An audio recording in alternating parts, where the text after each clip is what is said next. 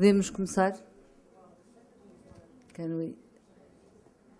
Anna, can we start? Yes. So, after this coffee break, we'll have two speakers, and I will start to introduce Mark Spalding. Mark Spalding is the president of the Ocean Foundations since its founding 10 years ago. But he's also an advisor to the Rockefeller Ocean Strategy. He also created the Alaska Oceans Program, Shipping Safety Partnership, and Loreto Bay Foundations, and also Kids Foundations. And Spalding, he studied history, law, and also Pacific International Affairs. Mark was a research fellow at UCSD Center of the U.S.-Mexican Studies. This is the Donnell and Meadows Leadership Fellow, and the Sea-Web Center Fellow. And he is a graduate of the British School of Motor Racing. So, Mark, please, Mark Spalding. Thank you very much, Luisa, and thank you for the Research Media Group for the invitation to be here. What I'm going to focus on, which is partly from a U.S. perspective, since the first two speakers were from the European perspective, is how do we make sure that the innovation part is integrated into our research? How do we pay attention to that? And I'm going to suggest that it is through systems thinking or holistic approaches to our problems. Now, all of you know a lot of these statistics already, the size of the ocean, the character of the ocean, that we all live predominantly near the ocean. And so I think the only one of these that I will hit upon here and remind us of in a moment is that 1 in 7 of us rely on the ocean for our protein every day. If the population grows from 7 billion to 9 billion, and then from there perhaps to 11, as the most recent predictions have said, we need a lot more protein of this type, and I'll come back to that. If we went merely from 7 to 9 billion and kept this ratio the same, we would need enough fish from the ocean to feed the entire population of the United States every day. And that's not going to happen. We reached the maximum we can take from the ocean in the late 1980s. Now, we heard from Wendy and Lori that there are many things that we're worried about with regard to the ocean. And I'm sure many of you in this room can recite a lot of this list of the threats to the ocean. And I think we heard that because of the way everything is siloed, that we can't deal with these as cumulative problems. I'm going to go a step beyond that and suggest that the majority of the funding for working on oceans problems is related to commercial fish species from the ocean. My government just yesterday issued a report saying that the spending to address ocean acidification is grossly inadequate. I join Wendy in noting that this is an issue that we are not paying sufficient attention to. If I go to other philanthropic foundations like my own who work on marine conservation and I talk to them about ocean acidification, the answer is, oh, we don't do climate change. I go to foundations who work on climate change and energy and I talk about ocean acidification and they say, oh, we don't do marine philanthropy. This disconnect, this gap between what is going on and what needs to be done is repeated in philanthropy, is repeated in policy and is repeated in science. I loved Wendy's quote that, science without policy is still science, policy without science is gambling. My Congress is focusing on gambling. Let's win. All of these issues are ones that accumulate and make everything worse, and we need to think about accumulation and holistic thinking. The amount of money dedicated to oceans is very, very small, whether we talk about the European Union, the United States, or those of us from private and public philanthropy. We need to understand how important the role of the ocean is and how much we depend upon it so that we make an appropriate investment. This needs to be an informed decision. As Luisa mentioned, our foundation is approximately 10 years old, and our focus is on helping those who actually work in the ocean to reverse the destruction of our ocean. And I'm going to weave in a little bit of our work with my remarks on innovation. But I first want to remind us that, if we think about the public, that is our focus, right? We don't manage whales. We don't manage coral reefs. We do not manage fish. We only can manage our relationship to those ecosystems, those species, and to the ocean.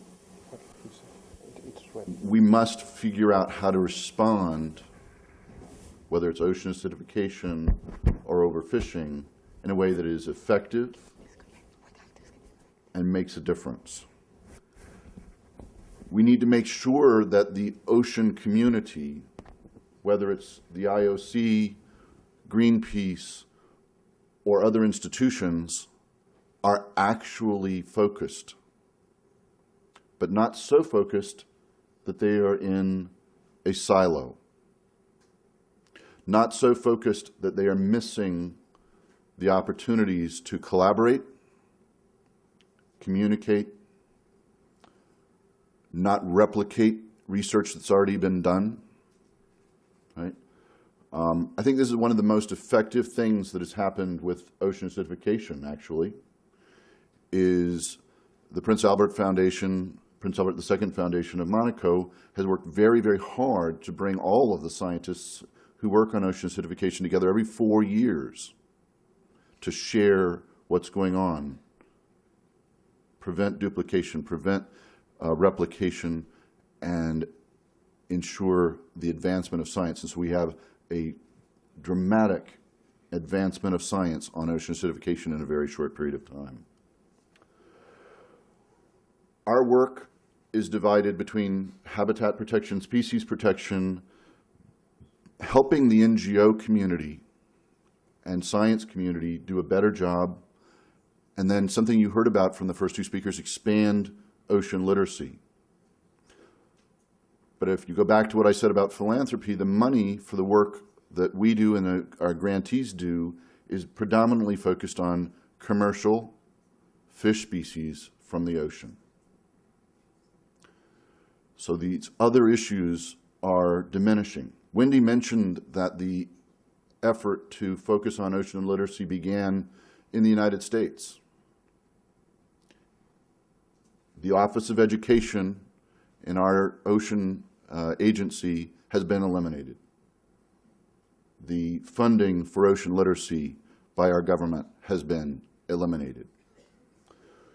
So while we're absent, we're going to count on all of you in Europe to help keep the momentum going. Thank you.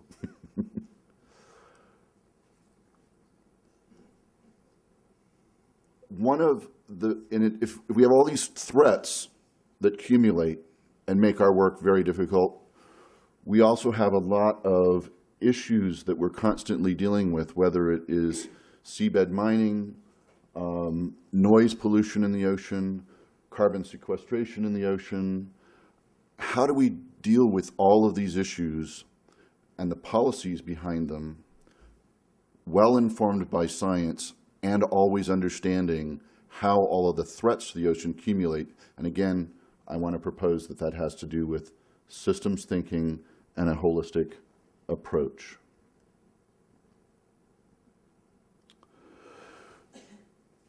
So if we think about how every piece relates to another and how little of our ocean is actually protected, how do we need to change our thinking? Again, Wendy mentioned the UN Ocean Assessment, and this is a nice diagram thinking about, okay, what are the drivers? How do things respond to them? What is that shift in other places? What are the unintended consequences when we make a change? And this is a classic diagram from systems analysis. But it's not what is being done on oceans, and it's certainly not what's being done on oceans in my country. This is another one of these diagrams. And by the way, you don't have to read all of these in great detail, and I apologize. The type is small, but this is a similar diagram just on fisheries. And it's about 7 years old, and it talks about the market and the policies and the law and the science. And this is the other piece that we often mention, often miss, right? Lori talked about having the policymakers and the scientists all at the same place at the same time. Even when we accomplish that once in a while, we often don't have the industry at the table. We don't have the advocates at the table. And being able to have all of the different stakeholders at the same table at the same time is almost impossible. So let's think about views that go beyond traditional marine conservation views. So the first one here, human rights. We now know something that was not in this chart 7 years ago, which is that a huge percentage of long-distance fleets that are fishing illegally,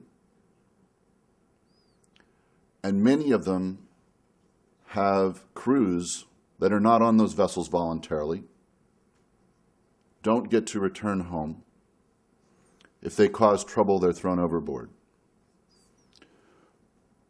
Our consumption of fish is artificially underpriced because we're not paying wages to the slaves on board some of the fishing vessels that our fish come from.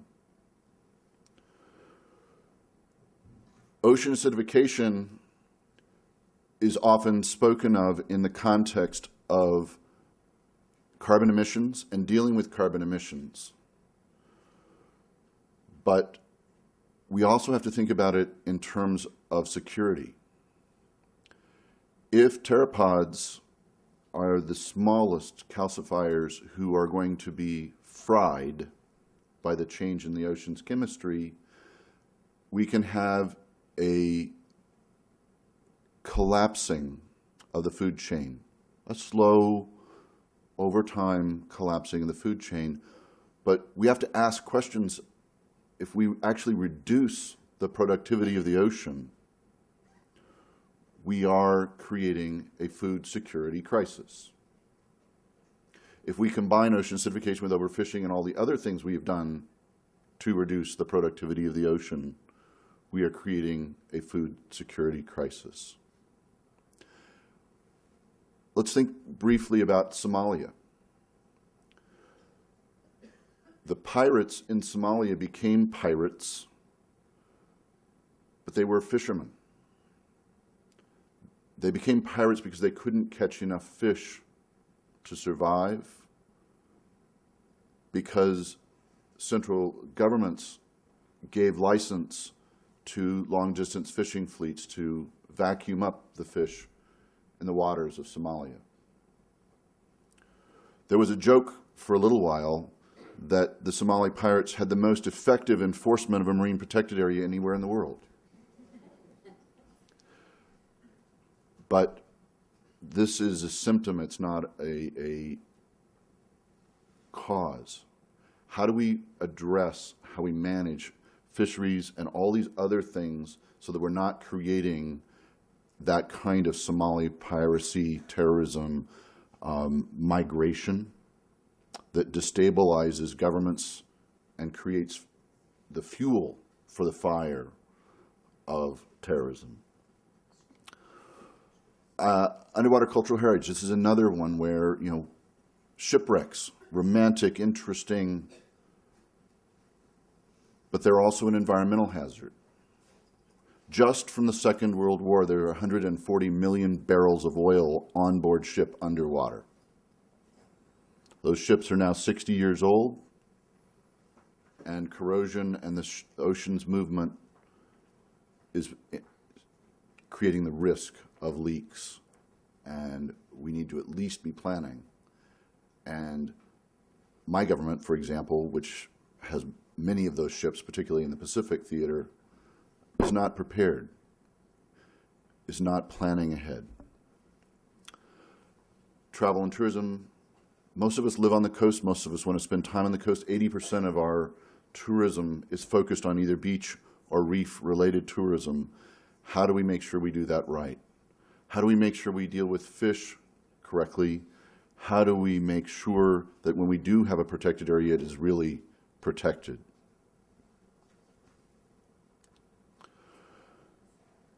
How about a couple of examples? We heard earlier that China has the monopoly on rare earth metals.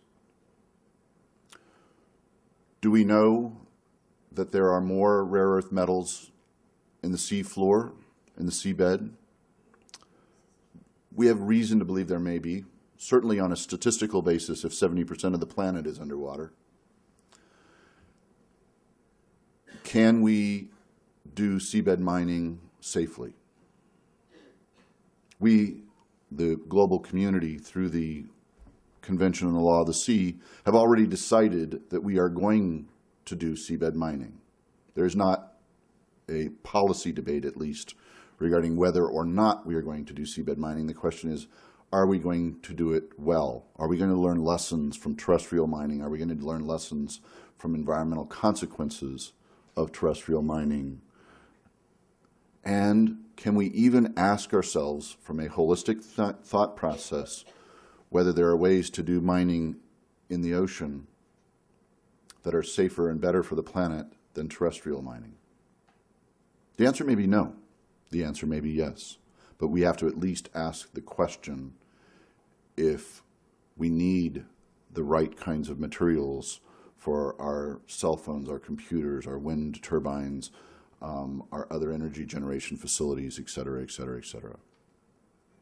It's not just magnets that require rare earth metals. Same question with offshore energy. If we are thinking holistically and we are thinking from a systems perspective, whether it's wind energy, tidal energy, OTEC, et cetera, any of those have a local environmental consequence, whether the wind machines cause vibration or the different kinds of underwater turbines interfere with navigation or species migration. We have to ask ourselves whether the sacrifice at the local level is worth the change from fossil fuel to renewable energy for the ocean as a whole. And so unless we're asking the right questions, we may not get to the right answers.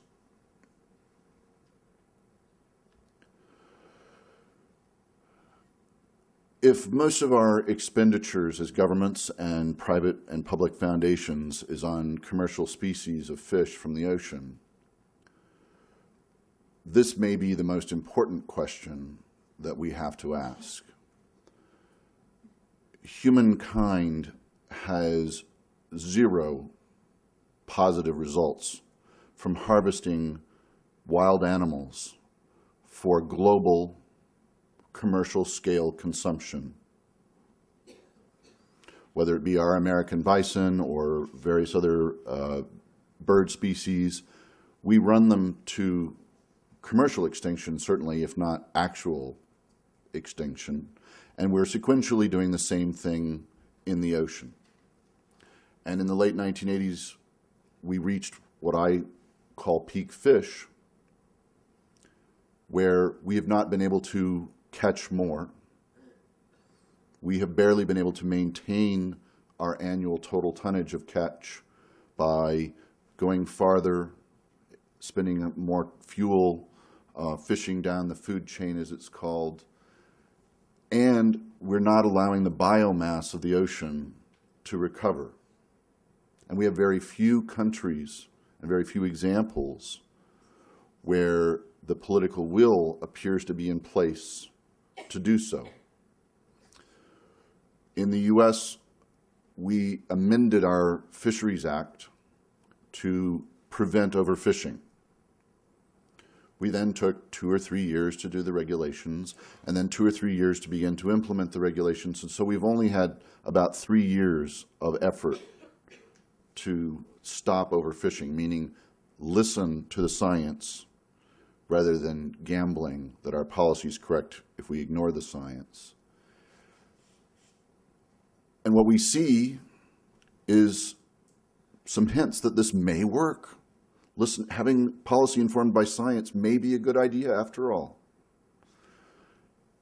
But we also see massive opposition to the decisions that are necessary to implement this set of choices. We hear that communities are being deprived of jobs and economic opportunity by what it takes to prevent overfishing. And so now that our Fisheries Act is up for reauthorization yet again, even though we've only had a couple of years of last time to apply, the question on the table is, let's roll back, eliminate the rules on overfishing. The question is not, hey, this worked, let's keep doing it. How do we make sure that when we deal with a crisis, as Lori was talking about in Europe, where jobs and investment are at stake, we remember the long haul, the sustainability of our ability to catch fish, our sustainability of our ocean to provide services for us. She also mentioned that aquaculture is not growing in Europe. It's not growing fast enough at all, and it's not just about Europe. The UNFAO estimates that to keep up with population growth, aquaculture needs to grow at 10% per year so that we keep the proportion of food from the sea at where the level it's been at. It's growing at 6%, so we are every year falling farther and farther behind. Most of the aquaculture that we see is in Asia and Southeast Asia, and some of it is sustainable, but a lot of it, I think all of us could easily see, is not. And understanding how to do it right has to be part of our focus and our job. Our problem is so many, whether it be foundations, NGOs, governments, want a single silver bullet type solution, something that eliminates the problem once and with one shot.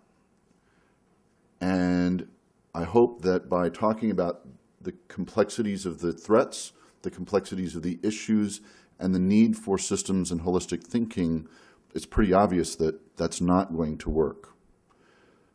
The focus on market-based solutions by itself is not going to work. The focus on marine spatial planning in isolation is not going to work. The focus on commercial fish species without focus on anything else is not going to work. How do we think more holistically, much broader, in a way that actually conceives of how complex the ocean is. I'll close here with just a couple of examples from the funding that we've done and some of the work we've done. Luisa mentioned the Rockefeller Ocean Strategy. This is the first ever ocean-centric investment fund. We worked for 7 years to look at companies who were addressing threats to the ocean, right? We all can make those lists of what the threats to the ocean are. We can imagine what solutions look like, and we can ask which industries might be working on those, and then look for companies who are doing a really great job. The example I like to use here is introduction of alien invasive species into our bays and harbors. The solution is clean the ballast water. The industries might be the chemical treatment industry or the filtration industry.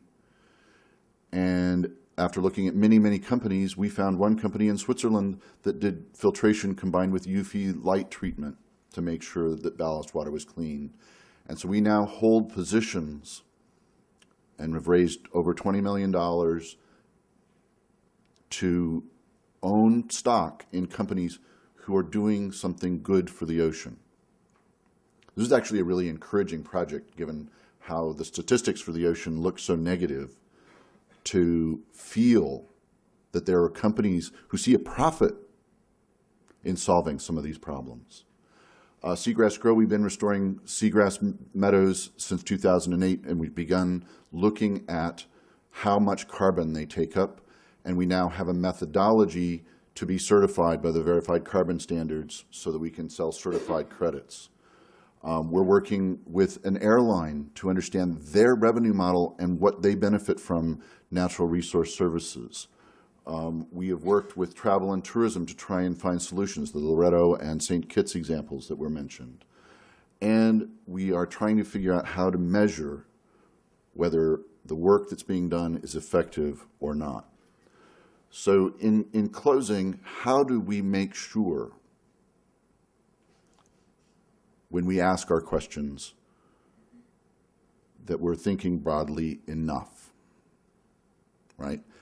It's not just science informing policy, right? It is not just whether the science that informs the policy also creates innovation for job creation. It is truly understanding what we're doing. Here in Portugal, we have a project called the Future Ocean Alliance, which is being built to help ensure that these pieces of knowledge are in a platform that can be shared so that we do make better decisions. All of this work has to be global and well-informed. And that means that if we do talk about ocean research, innovation has to mean holistic and systems thinking. Thank you very much.